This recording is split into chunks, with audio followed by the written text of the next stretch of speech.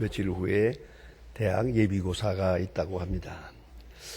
이 때문에 우리 시험 보는 학생들이 다 지금 초조하고 온 가족도 아마 비장이 걸린 줄 압니다만은, 그러니 생각이 납니다. 아주 오래 전에 제 딸아이가 대학 시험을 보아야 될 바로 그때가 됐습니다. 근데 여름방학이 됐는데, 여름방학에 얼마나 젊은 사람들 놀고 싶겠어요. 그래서 여기저기 하면서 보니까 2주간 동안을 캠프를 가서 친구들하고 놀고 오더라고요. 물론 교회에서 가는 것도 있고 이런 여러 모임에서 가는 게 있는데, 3번째 캠프를 또 가겠다고 준비를 하더라고요. 그래서 내가 그때는 불러놓고 그랬습니다. 이걸 캠프 가지 않고 공부하면 꼭 대학에 입학한다는 보장은 없다. 하지만은 이 캠프를 가지 않고 공부를 하고 떨어지더라도 후회가 없어. 그러나 만일에 이 캠프를 가고 그리고 떨어지면 캠프 갔기 때문에 떨어졌다 라고 어쩌면 일생 후회할 수 있지 않느냐. 그러니까 이번 한 번만은 캠프 안 가는 게 좋겠다 했더니, 다행히 잘 납득을 하고 캠프 안 가고 별로 공부는 안 했지만 그렇게 하고 대학에 입학하는 걸 보았습니다. 여러분, 인생은 선택입니다. 계속적으로 선택해야 됩니다. 순간순간 말입니다. 아침에 일어나면, 우리 남자들은 참 제일 선택하기 어려운 게 넥타이예요. 제가 어떤 넥타이를 매야 되나? 이거 만졌다가 저거 맸다가 이러면서 넥타이를 골라야 되고요. 또 여자분들은 또 무슨 핸드백을 들어야 되나? 그게 문제고, 무슨 신발을 신어야 되나? 그 신장에 많은 신을 놓고 한참 고민을 한다고 그래요. 사실은 한평생 우리는 순간순간 선택을 하며 삽니다. 그런데 이 선택의 기준이 문제입니다. 확실한 기준이 있으면 선택이 쉽습니다. 딱 보면 이렇게. 그러나 머릿속에 기준이 없어요. 그리고 백화점을 돌아다니요. 심지어 뭘 사겠다는 것도 없이. 그거 참 이상하지 않습니까? 그래서 어쩌자는 것입니다. 확실한 선택의 기준이 있는 사람은 선택이 용이합니다만은, 확실한 철학이 없는 사람은 이럴까 저럴까 하다가 되고르고 마지막에 선택한 그 자체에 대해서도 후회할 수밖에 없는 그런 생을 계속한다 하는 말씀입니다. 에덴 동산에서 아담에게도 선택의 기회가 주어집니다. 저 선악과는 먹지 마라. 자, 뱀은 와서 먹어라. 누구 말을 들어야 하고 어느 쪽을 선택해야 합니까? 에덴 동산부터 우리는 선택하는 그런 운명을 지냈어요. 그런데 문제는 여기에 있습니다. 선택은 내가 하지만은 그 결과는 일생 동안 내 운명으로 내게 다가오게 됩니다. 현재를 선택하느냐, 미래를 선택하느냐. 미래를 위해서 현재 버려야 할 것이 있거든요. 때로는 현재를 선택하는 순간 소중한 미래를 버리는 그런 결과가 온단 말입니다. 순간을 선택할 것이냐, 내 일생을 놓고 선택할 것이냐, 육체적 욕망과 쾌락을 선택할 것이냐, 아니면 성령과 하나님의 역사를 선택할 것이냐. 쉽게 말하면 마귀냐 하나님이냐, 진리냐 거짓이냐, 우린 계속적으로 선택하며 그렇게 살아갑니다. 역시 선택은 자유입니다. 그러나 그 책임은 일생 내 몫입니다. 한번 삐걱하면 그 속에서 내 운명이 바뀌는 것이옵니다. 이 얼마나 소중한 일입니까? 여러분, 요새 한쯤 화제가 되어 있는 싸이라고 하는 사람이 있죠. 싸이. 그 싸이가 말입니다. 나 그 인터뷰하는 걸 보고 깊은 감동을 받았습니다. 예? 이 방위병으로 군대 생활을 한번 했어요. 한 2년 동안, 근 3년 동안 했는데, 그거 하는 동안은 어디 가서 연출을 하든가, 뭐 이렇게 하면 안 되거든요. 근데 그걸 했어요. 이 발각이 돼가지고 3년 동안 군대 생활한 게 무효가 됐어요. 그리고 다시 군대 나가게 되는 거예요, 이제. 그런 순간에 이 시험에 빠졌어요. 왜냐하면 요 날짜가 이렇게 돼가지고요. 일주일만 병원에 입원하면 군대 안 나갈 수 있어요. 이런 사건을 만들어가지고 자기 부인한테 가서 물어봤대요.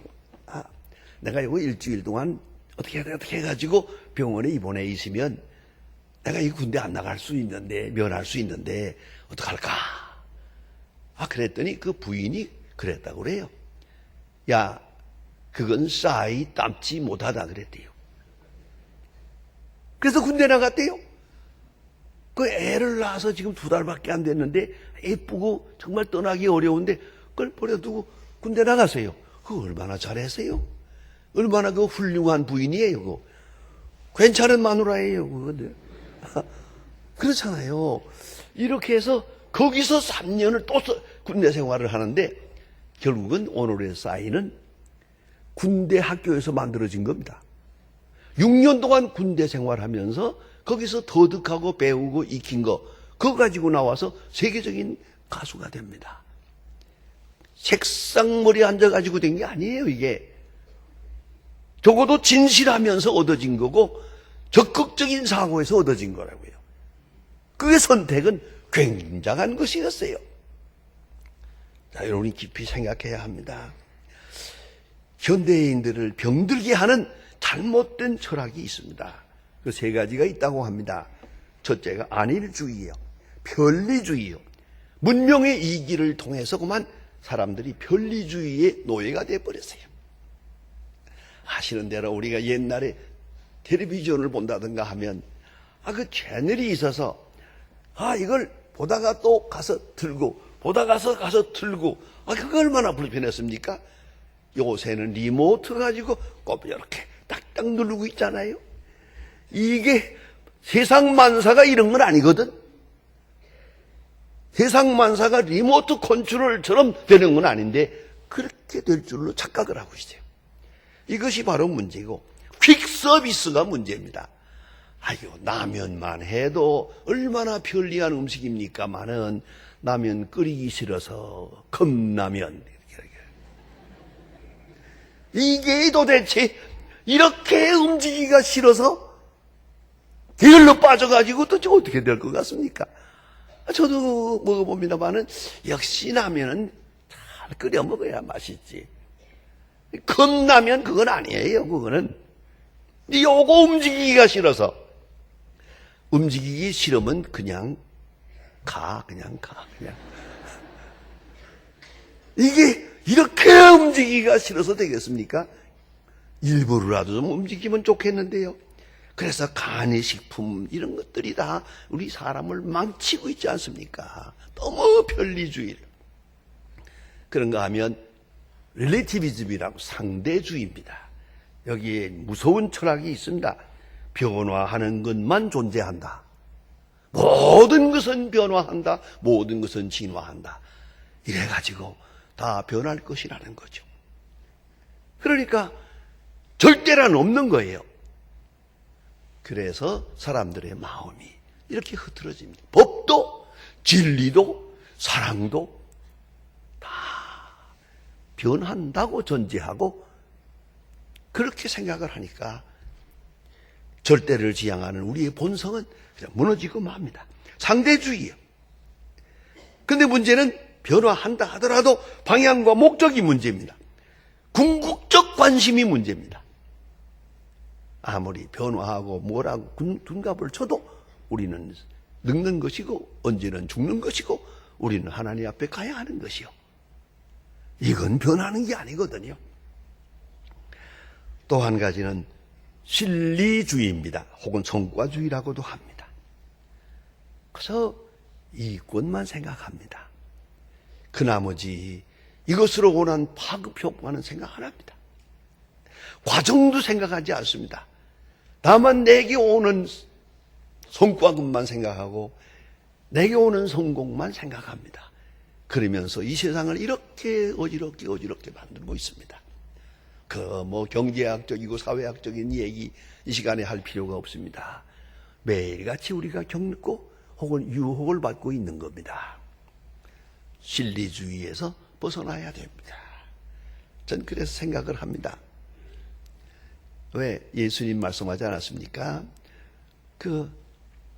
겉옷을 달라고 하거든 속옷까지 주어라. 오리를 가자고 하거든 심리까지 가라.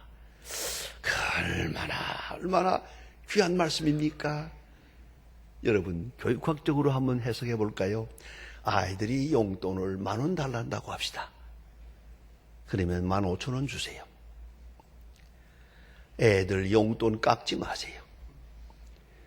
10,000원 달라고 그러는데 5,000원 주면요, 애들이 나가면서 뭐라는지 아십니까? 돈 벌기 힘들다. 절대 고마운 마음 없어요. 안 주려거든 딱 잘라서 주지 마세요. 이건 없나? 안 된다. 그 말이야. 그러나 주려거든 오리를 가라거든 심리하세요. 얼마나 좋은 얘기입니까? 전 그런 마음으로 살 수 없습니까?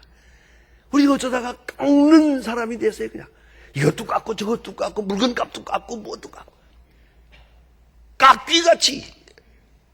그게 인생을 망친 거예요. 좀 후하게 살면 안 되겠습니까? 우리가 우리 앞에 좀 뭘 좀 구하는 사람이 있거든. 그저 예수님 말씀대로 겉옷을 달라면 속옷까지, 오리를 가자면 심리까지. 어떻습니까? 이제부터도 한번 해보시겠습니까? 운명이 달라집니다. 이걸 잊지 말아야 합니다.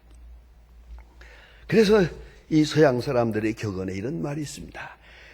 차선은 최선의 원수다.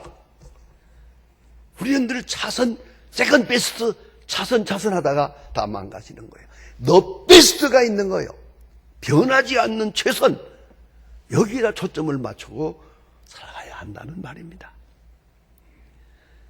38세에 순교당한 유명한 신학자, 젊은 신학자 본회포라고 있습니다. 그 본회포의 유명한 말 한마디를 우리는 기억합니다. 값싼 은혜가 우리 교회를 치명적인 원수다. 우리는 오늘 값비싼 은혜를 위하여 살아야 한다. 값싼 은혜, 값비싼 은혜. 은혜는 은혜입니다, 물론. 하지만 값싼 은혜가 있고 값비싼 은혜가 있어요. 예수 그리스도 없는 은혜, 기복사상, 복만 받겠다고 그러고 복은 꼭 돈이고, 이런 식의 생각, 이런 프로스퍼리티, 번영을 목적으로 하는 데는 예수가 없습니다. 예수 없는 은혜, 복 받겠다고 하는 그 마음, 그것 자체가 비기독교적인 것입니다. 또 하나는 십자가 없는 은혜. 예수님은 은혜를 말하고 축복을 말하고 영생을 말했지만 그에게서 절대적인 것은 십자가입니다. 십자가가 있고 영생이고, 십자가가 있고 구원이고, 십자가가 있고 속죄고, 십자가 없는 은혜를 구하는 마음, 그 자체가 얼마나 잘못된 것인지 모릅니다. 또 하나는 디시플린입니다. 훈련이 옵시다. 훈련 없는 은혜. 여러분, 우리 그 은혜를 우리는 마술적으로 생각할 때가 많아요. 하나님께서 그냥 돈 보따리를 꽉 나고 줬으면 좋겠어요. 즉시 그냥. 아니에요. 하나님의 은혜에는 과정이 있어요. 여러분, 돈을 달라고 기도해 보세요. 있던 돈도 없어져요. 왜요? 돈부터 배워야 되니까. 그래서 돈이 뭔지를 배우고 돈을 익히고 그 다음에 주세요. 많은 시련을 통해서 이스라엘 백성이 그렇게도 목매여 있지 않고 간절히 소원했습니다마는 가나안 땅 들어가는 거, 빨리 들어가기를 바랬어요. 10나흘이면 충분히 갈 수 있는 가나안인데도 불구하고 40년 걸렸어요. 이 40년이라고 하는 프로세스, 이 과정이 필요해요. 이 훈련이 있어야 했단 말이에요. 하나님의 축복은 훈련과 함께, 좀 더 높은 차원에서 말하면 시련과 함께 우리에게 주어진다. 이걸 잊어서는 안 됩니다. 오늘 본문에는 제자가 예수님께 질문을 합니다. 구원 얻을 자가 적으니까. 그렇습니다. 여기 이렇게 한번 생각을 해보세요. 예수님이 천국에 대해서 말했거든요. 구원에 대해서 말씀을 많이 하고 다니시는데 제자들이 계속 따라다니면서 들어보았어요. 듣고 들어보니까 마음에 필이 꽂히는데 천당 가기 힘들다. 아무래도 천당 가는 거 힘들다. 그런 생각이 났던 것 같아요. 그래서 물어보는 거예요. 구원 얻을 자가 적으니까? 그때 예수님이 대답하십니다. 적다 많다는 말하지 않습니다. 좁은 문으로 들어가기를 힘쓰라. 아무래도 뉘앙스가 적다는 말이죠. 물론 어렵다는 말이죠. 구원 얻을 사람이 적으니까 대답은 몇 퍼센트다, 몇 명이다, 이런 얘기가 아니고 좁은 문으로 들어가기를 힘쓰라. 여기 보니까 구하여도 얻지 못하는 자가 많다. 이거 뭡니까? 율법주의자들이에요. 율법주의자들이 천당 가려고 구원받으려고 몸부림을 치지요. 그러나 그 노력은 소용없어요. 왜요? 구원은 은혜니까요. 데살로니가 후서 3장 2절에 보면 믿음은 모든 사람의 것이 아니다. 에베소에 보면 구원은 믿음은 하나님의 선물이다. 보세요. 이건 오토매틱한 게 아니에요. 자동적인 게 아니고요. 매지컬한 마술적인 것도 아니에요. 지극히 인격적입니다. 구원은 이걸 잊지 말아야 합니다. 자동적으로 이루어진다고 되는 게 아니에요. 예를 들어서 아버지가 잘 믿는 사람이라고 아들은 자동적으로 구원받는 게 아니란 말입니다. 구원 얻는 무리 속에 있다고 자동적으로 되는 게 아니에요. 내 믿음은 내가 지켜야 하고 내가 가야 할 길은 따로 있단 말입니다. 그런가 하면 좁은 문으로 들어가라. 좁은 문이 뭡니까? 좁은 문이란 버려야 할 것이 많다. 크면 못 들어간다. 작아야 들어간다. 작게 만들어야 들어간다. 그 말이에요. 예수님이 이런 말씀하셨죠. 부자가 천국에 들어가기가 낙타가 바늘귀로 들어가는 것보다 어렵다. 이건 참 곤란한데요. 어디 이럴 수가 있나? 이제 대답이 있습니다. 하나님은 하시느니라. 그 말은 뭡니까? 저 부자를 작게 만들어서 바늘귀로 쏙 들어갈 만큼 작게 만들어가지고 들어가게 만든단 말이에요.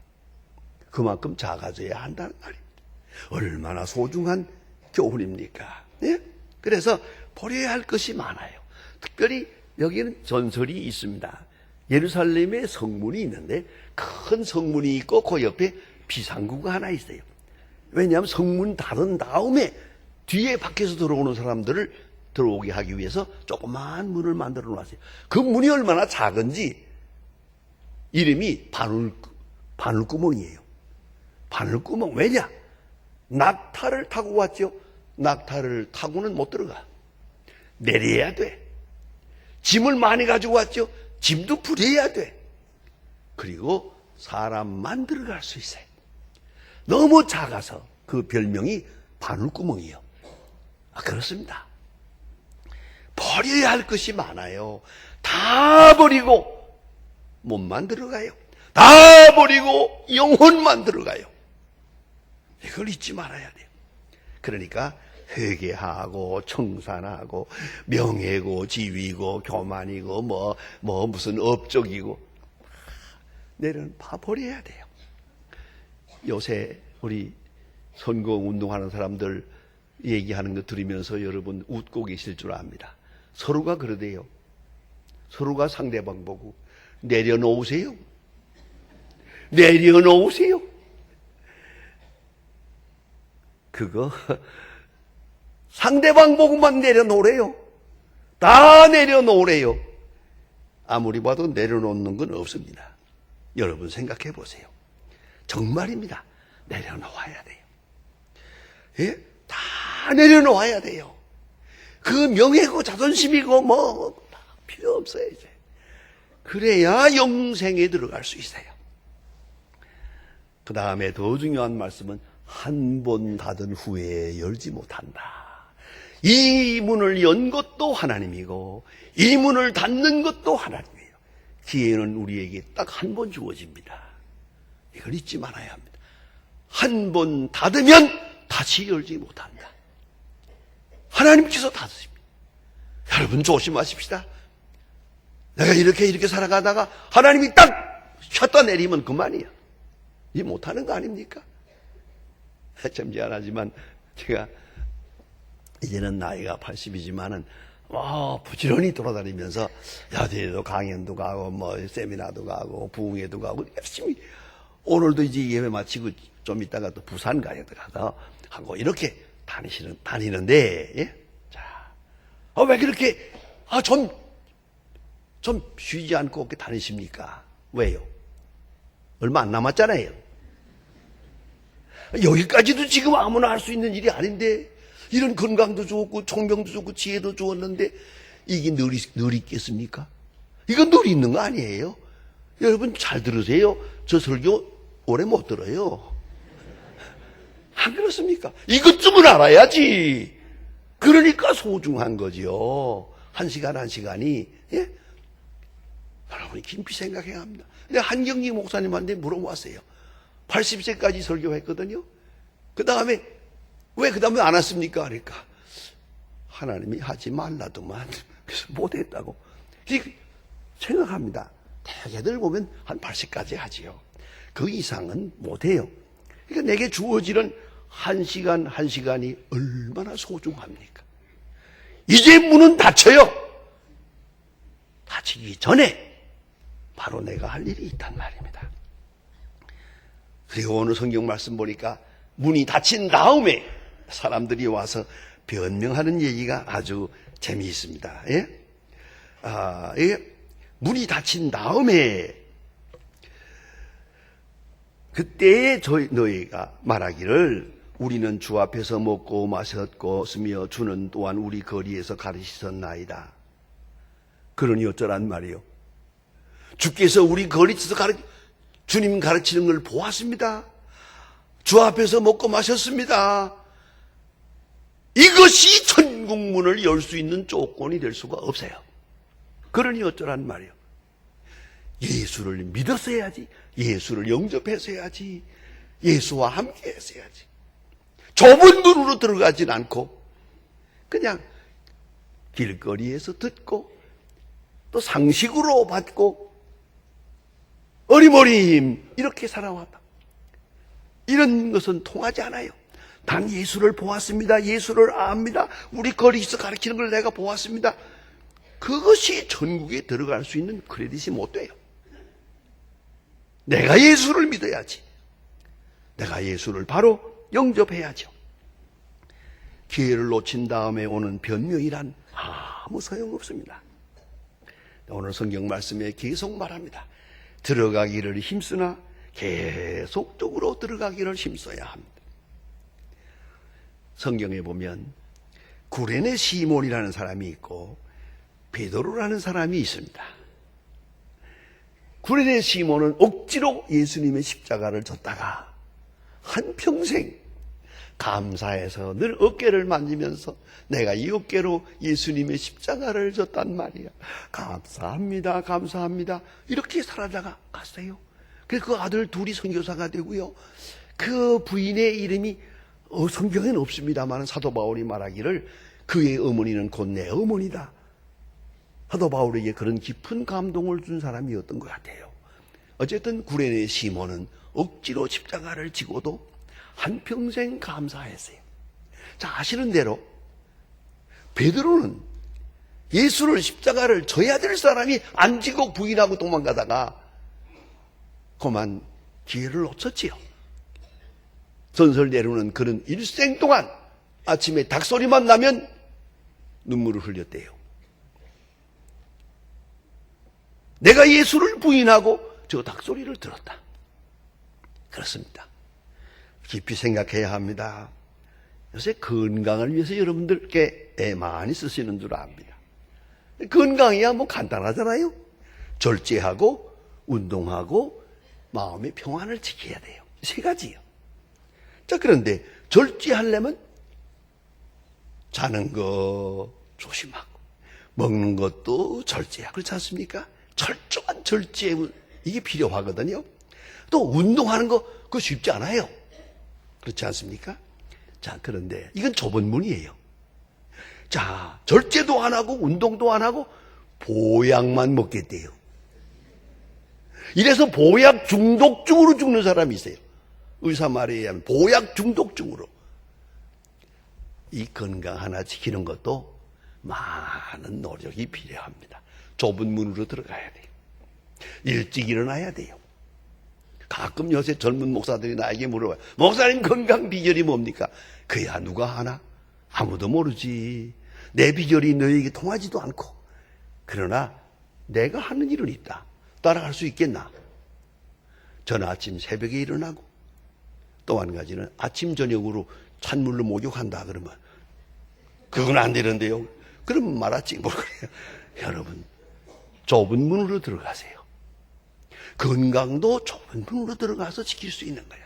신앙도 영생도 좁은 문은 영생으로 통하고 넓은 문은 사망입니다.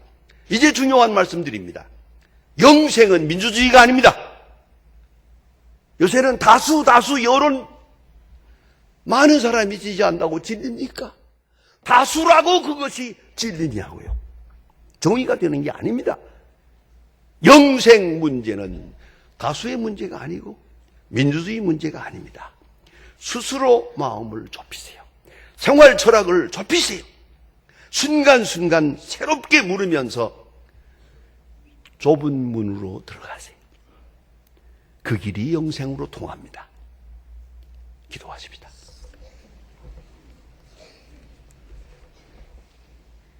하나님 아버지, 오늘 아침도 주의 전으로 불러주시고 이 영생의 길로 여기에 있게 해주심을 감사합니다.